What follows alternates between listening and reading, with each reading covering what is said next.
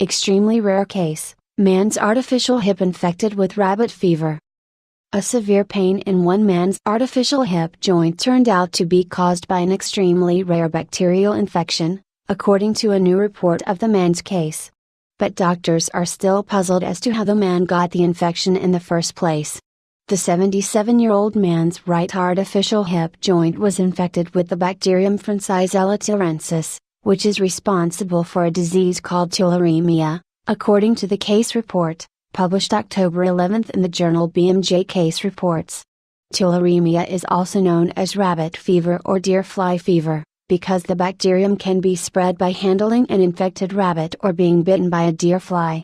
It can also be spread by tick bites. But in the man's case, it's not entirely clear how he picked up the infection. 10 bizarre diseases you can get outdoors. We did not find any ticks attached to his skin, although it's possible he may have had a tick bite or exposure in another form, said lead author Dr. Harsh Rawal, an internal medicine resident at the University of Illinois College of Medicine at Urbana-Champaign. Rawal was one of the doctors who treated the man. The man didn't remember being bitten by a tick, and he had no pets that may have carried one into his home, according to the report. He also had no contact with any animals that could have transmitted the infection to him. The man did tell the doctors that he had been a hunter about 50 years ago. Some people may get the disease by handling or skinning infected rabbits, muskrats, prairie dogs and other rodents, according to the CDC, but, given his long absence from hunting, this wouldn't explain how he acquired the infection 5 decades later. A pain in the hip. After having severe pain in his right hip for about a week, the man went to the emergency room, according to the report. At the time, he said he was concerned because 25 years earlier, he had a total hip replacement done on this hip and an artificial hip joint was inserted. His doctors decided he needed surgery to repair his artificial hip joint and drain fluid from the area, but they found no evidence of any infection. But 1 week after leaving the hospital, the man returned to the emergency room with right hip pain and a fever of 100.6 degrees Fahrenheit, 38.1 degrees Celsius. It was then that the doctors noticed a bulbous skin lesion on one of his shins, according to the report, so they sent the man for blood tests and lab cultures once again. This time, the tests revealed that the man was infected with F. tularensis.